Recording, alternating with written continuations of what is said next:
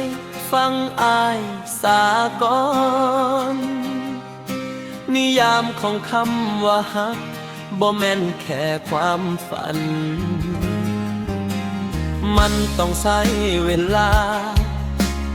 ความรู้สึกผูกพัน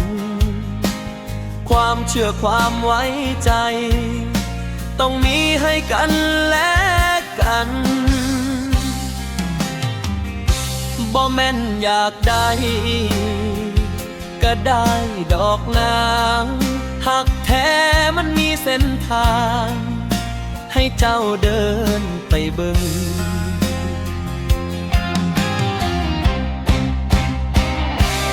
หักแท้เขาบ่ทำให้คนหักเสียใจชีวิตคู่เขาบ่มีทางทิ้งกันดอกนาคำสัญญามันมีไว้ให้คนมีค่าบ่แม่นว่าหักแล้วสิทำหยังก็ได้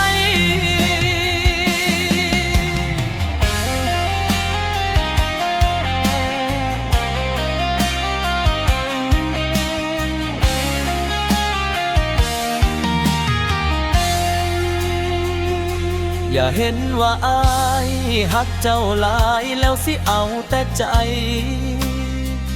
อย่างข้ามหัวกันความอดทนมันก็มีขีดจำกัดถ้าเบิดแล้ว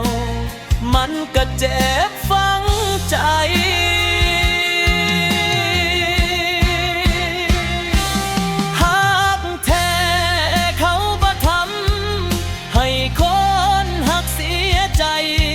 ชีวิตคู่เขาบ่มีทางกินกันดอกนาคำสัญญามันมีไว้ให้คนมีค่าบ่แม่นว่าหักแล้วสิทำหยังก็ได้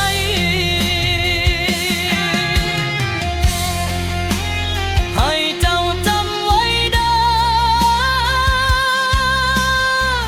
คำว่าตลอดไปมันบ่มีไว้ใช้กับใครทุกคน